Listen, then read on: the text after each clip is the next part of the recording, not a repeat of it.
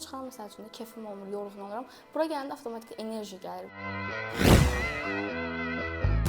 Hacıyeva Mədinə, 14 yaşımda, 8-ci sinif şagirdiyəm. Mən əslində buradan başqa 4-5 dənə kursa getmişəm, amma heç biri ürəyimə yatan olmadı. Çünki heç bir şey eləmirlər. Sadəcə olaraq ssenari verirlər, oxuyursan, sən işlərin qurtardı. Bir dolandırılmışam deyə, pul alıb heç eləməyiblər. Akademiyanın mən əslində ibtidai sinif müəllimə məsləhət gəlmişdim amma. Mən 3 il bundan qabaq bura gəlmişdim. 1-2-3 dəfə dərsə gəldim. Ondan sonra mənim dərslərimdə problem oldu deyə dəyişdirdik. Gələ bilmədim, indi yenə gəldim. Ən ilkdə olan təhsildir. Belə deyək, bura həm macəralı bir yerdir. Həm informasiya verir, həm əyləncə verir. Həm də sosiallaşmaq. Mən biraz çox özümə qapanıq idim. Mühit çox qəşəng idi. Yəni mən bura gələndə düşünürdüm ki, bizdən əvvəlkilər daha biraz bizə pis davranırlar falan, amma heç bir şey olmamışdı. Sanki biz illərin dostlarıymışıq kimi davranırdılar. İTÜ-də hazırlıq prosesi çox həyəcanlı idi, çox da zəhmətli idi. Dəyişirdik, düzəldirdik. Gəldik İTÜ-də çıxdıq, həyəcanlı. Ən maraqlı mənim üçün İTÜ-də oldu ilk səhnə. Mən dəhşət həyəcanlı idim.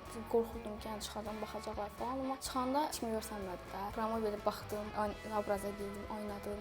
Dəhşət həyəcanlı idim, biraz əsdim falan, ondan sonradan düzəldim. Özümdə çox dəyişiklik hiss edirəm. Tanışlığım, insanlarla ünsiyyətim, hərəkətlərim falan hamısı dəyişilib. Mənim mama daha çox deyir ki, tanışlığın dəyişib, fikirlərin tamam dəyişilib. Mənim ailəm tamamilə razıdır, özləri də bura dəstəkdilər. Mamam da yazılmaq istəyirdi, amma işinə görə alınmadı. Qızlar daha çox alçaldılar Azərbaycanda. Ona görə biraz problem olmuşdu ki, gələrəm, nəsə bir problem yaşanar falan, amma heç bir şey yaşamadım. Rahat oluram burada. Məsələn, buradan evdən çıxan məsəl üçün də kefim olmur, yorğun oluram. Bura gələndə avtomatik enerji gəlir.